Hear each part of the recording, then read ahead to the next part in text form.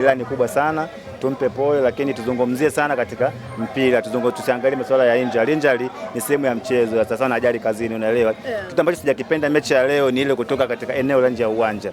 Kitu ambacho bodi ya ligi kisha kataza kwa onyo kali, unaelewa, lakini watu wamekuja kurudia tena. Maana yake ni utovu wa nidhamu ambao umepitiliza, maana yake ni kwamba tunadharau bodi ya ligi, maana yake ni kwamba hatuheshimu hata mamlaka, unaelewa. Sio tu mamlaka peke yake, hata hii wizara ya michezo pia tuiheshimu, kwa sababu mimi sijawahi kuona dunia mzima toka naanza kufuatilia hizi game, sijawahi kuona timu inatoka nje ya uwanja ambalo mpira unachezeka, yani nje kabisa eneo la uwanja, nyumba ya jirani, kwenda kufanyia dressing room. Ni nidhamu, ni utovu wa nidhamu wa hali ya juu ambao umepitiliza. Umeonywa mara ya kwanza, ukakataa mara ya pili. Yani mimi ningekuwa ni Simba, kiongozi wa Simba mimi, au timu nyingine yoyote, ningewashauri wakati rufaa, kwa sababu hizi alama sio halali, unaelewa. Tuliona hata mwaka huu mwanzoni kwenye mashindano ya AFCON, unakumbuka? AFCON kuna wale Senegal walitoka nje ya uwanja wakapokonywa alama, bingwa akabidhiwa mtu mwingine. Kwa hiyo hata Simba pia wakisema wakati rufaa fuatilie vizuri, kwanza wakashinda, kwa sababu kinachofanyika ni kuidharau mpira, kuidharau TFF na kuidharau wizara ya michezo kabisa. Sio mara ya kwanza kwa Yanga. Sio mara ya kwanza, kwa sababu washaonywa sana.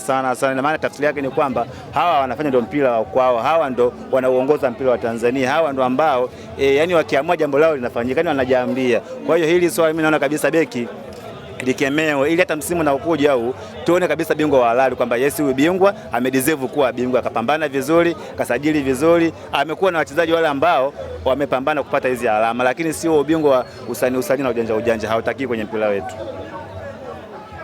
Msimu ulikuwa na mambo mengi. Yeah, of course msimu ulikuwa na mambo mengi sana. Mimi mwenyewe shahidi. Yaani wewe mwenyewe shahidi, tukiangalia hata game ya sisi nyingi sisi ambazo tunacheza wenyeji. Zile big games, zile tough game nyingi tumezipeleka Zanzibar. Wewe unaweza kujiuliza kwa sababu tumepeleka mechi Zanzibar. Hakuna sababu ya msingi, sema tu ni mipango ya nje ya uwanja ndio imetupelekea sisi tukacheza kule wapi? Zanzibar. Lakini hujawahi kusikia hata siku moja watu wa Zanzibar wakija kuchezea. Kwa sababu gani? Kwamba hakuna mashabiki wa Zanzibari au hakuna mashabiki wa KMKM au hakuna mashabiki wa timu za kule. Kuna vitu ambavyo vinafichwa hapa katikati. Kwa hiyo mimi nadhani ifike hatua kuwe na limit, kuwe na utaratibu maalumu kwamba kinachotakiwa hapa inabidi 1, 2, 3 zifuate. Mtu akikiuka hapo apokonywa alama. Hii kidogo itakuwa itaziwia hizi uvunjifu wa utovu wa nidhamu. Wewe kama shabiki unazungumza kwamba mnavunja sheria, mmevuka kabisa ukaenda kubadilisha wenyewe mnajiita jumba la dhahabu. Kama wao ndio ungekuwa mamlaka za soka, ungetoza faini gani kwa klabu yako? Of course swali zuri. Mimi ningekuwa ndo naongoza huu mpira. Adhabu ya kwanza kubwa ambayo atakayefanyike pale ni kupokonywa alama 3. Kabla ya vitu vingine, kwanza ni kupokonywa alama 3. Wadai Young Africa anapewa yule ambaye alikuwa anacheza naye. Unaelewa, anapewa yule ambaye alikuwa anacheza naye ambaye ni JKT, au ile ya mwanzo anapewa klabu ya Simba. Kwa sababu hakuna dunia mzima, mimi nakwambia ukweli, fuatilia kote, piga ua garagaza.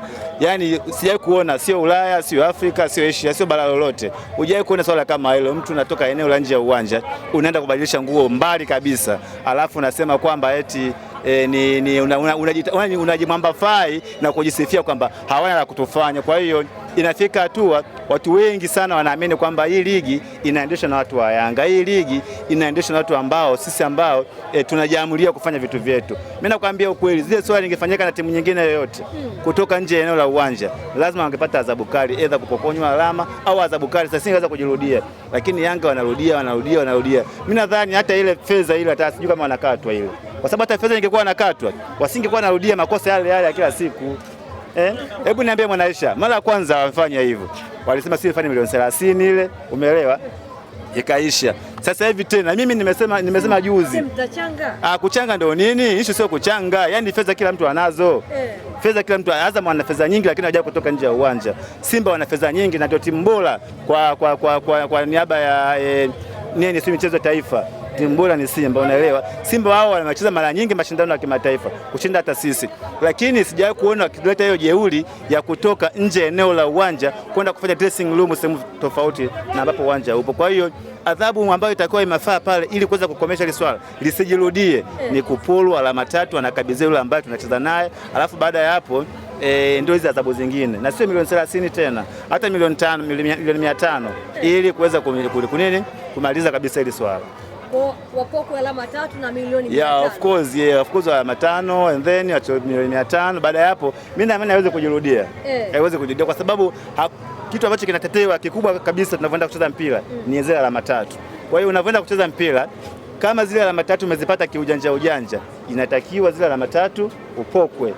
Baada ya hapo wewe utakuwa unajiuliza, kweli hili swala sio zuri, inatakiwa kujirudia. Lakini kama unachekewa tu, faini yenyewe utozi kwa maana unaachiwa, unakuwa ndio mtu wa kwanza kuongoza, mwisho wa siku wao watakuwa wanarudia ile mara kwa mara, yani unaelewa. Hata ligi ikianza tena watafanya tena.